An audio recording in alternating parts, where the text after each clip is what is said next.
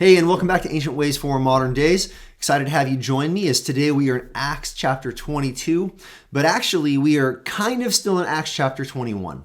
You see, yesterday we talked a little bit about Acts chapter 21, and we saw that Paul was heading to Jerusalem.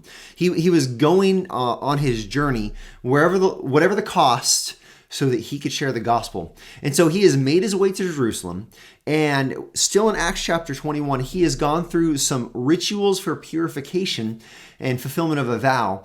And this is where I want to pick up in Acts chapter 21. And we're going to look at a few passages that just kind of follow the story until we get to what I want us to consider in Acts chapter 22 as we think about the ancient way for our modern day. And so let's jump right in. And I should say, this is going to be a twofer. I know that I said, Acts 21 was yesterday, but you're finding it in your YouTube or in your podcast player today. The end of last week just got really busy, and I did not get the Friday video out. And so this is a little bit of catch up, but it's also great timing because 21 and 22 and the connections we're going to make work really well together. And so you get two videos today, even though you didn't get one on Friday. That said, let's jump back into Acts chapter 21. And here's what we find. Beginning in verses 27, 28, and we're going to kind of just look at a few verses and then skip ahead just to follow the story.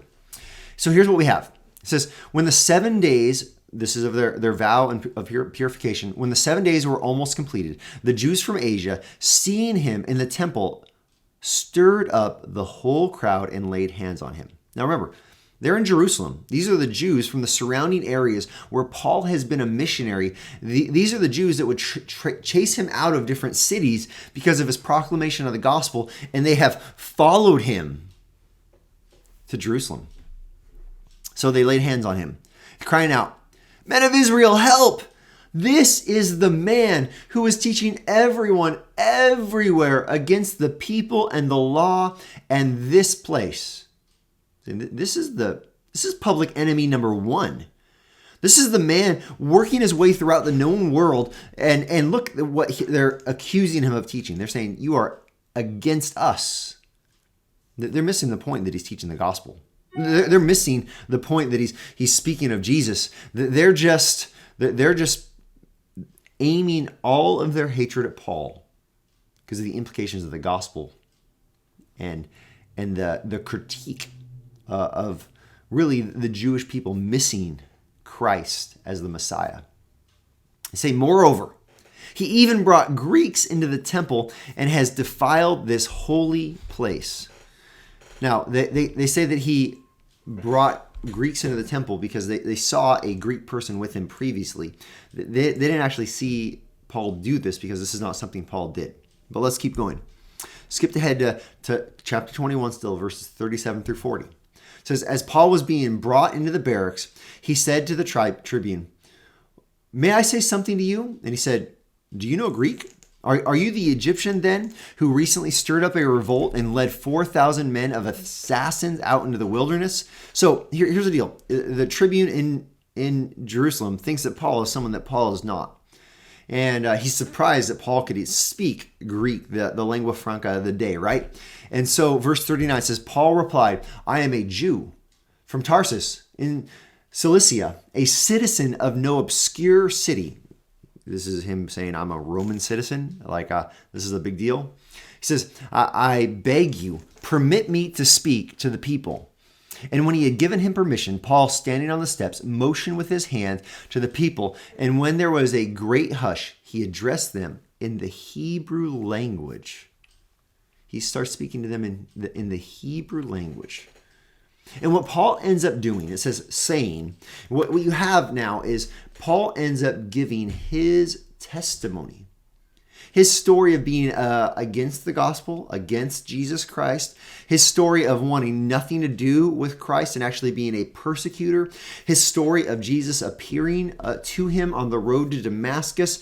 Paul's radical conversion and intense calling. He shares all of this and he's talking about Christ. But then I want you to see what happens. Chapter 22 now, verses 21 through 24. And he said to me, this is Jesus speaking to Paul, "Go, for I will send you far away to the Gentiles." So up to this point, the people they're listening, they're focused, they're giving him attention. And then it says, verse 22, up to this word, they listened to him. Then they raised their voices. What word is the word that gets them all riled up? The word Gentiles. These Jewish folks, when they're tracking with everything Paul is saying until Paul proclaims that he has been called to preach the gospel to those who are not like them. Then they raised their voices and said, away with such a fellow from the earth, for he should not be allowed to live. And as they were shouting and throwing off their cloaks and flinging dust into the air, the tribune ordered him to be brought into the barracks, saying that he should be examined by flogging to find out why they were shouting against him like this. Now, what ends up happening is Paul gets stretched out. He's ready to take the beating. And then he says, you really want to do this? I'm a Roman citizen. And this basically slams the brakes on the impending torture, because to flog a Roman citizen without a trial would be a great mistake. It would be against the law. That aside, what is the point of connecting these dots today? What is our ancient way for our modern day? Here's what I would like us to do today. I just want us to think clearly and stare directly into the role that partiality can play in the human heart. I want us to realize the propensity that mankind has to have such an allegiance to those who are like us that we can become blind with hatred and rage and murderous intent when something like this happens. When Paul's speaking Hebrew to them, they're tracking.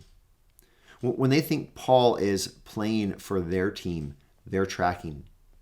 When they think Paul is one who understands that the Jewish people are God's chosen people, and they're under the impression that there's a superiority of the Jewish people, and Paul is in line with them, they're tracking. When Paul begins to proclaim that grace is extended to those who are not like them, that God's favor is extended to those who are not like them, that God's love is equally extended to those who are not like them, they lose their mind. How can God love them like God loves us? Now, this is not a difficult connection to make in our modern world.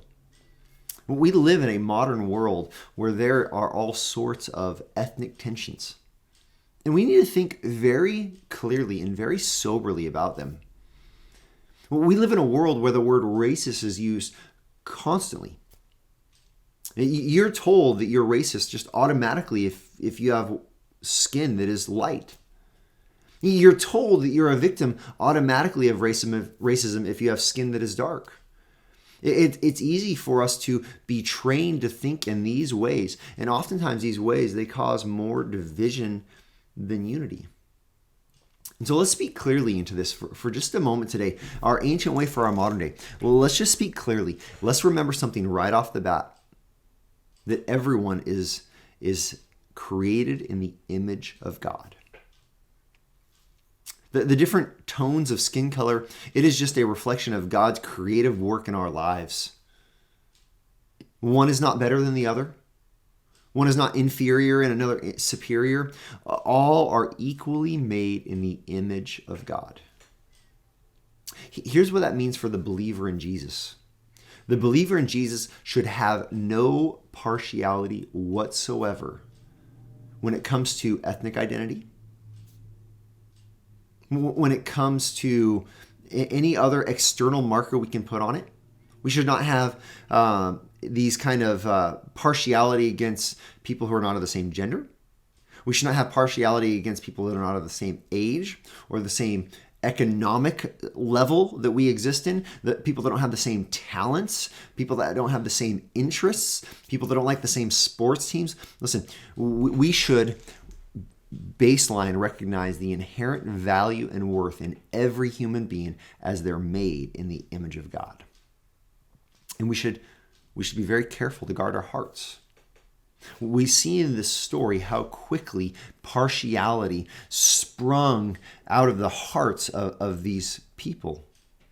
We should examine our own hearts to make sure there's no room for partiality whatsoever.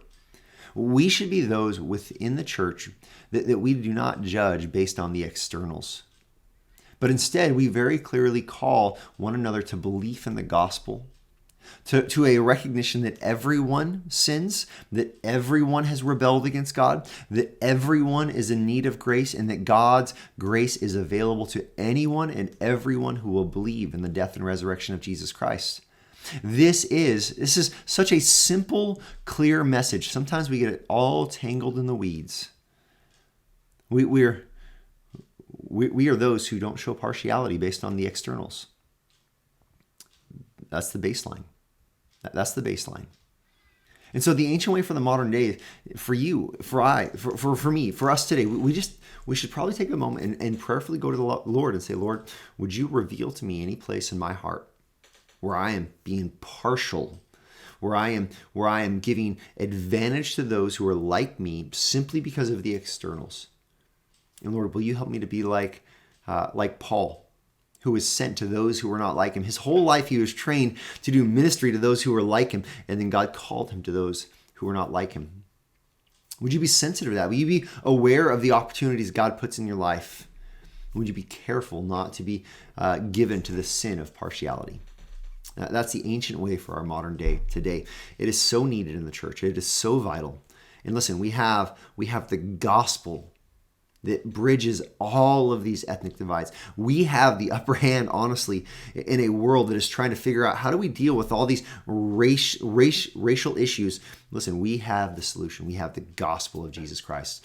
The church, because of Christ, we have the answer.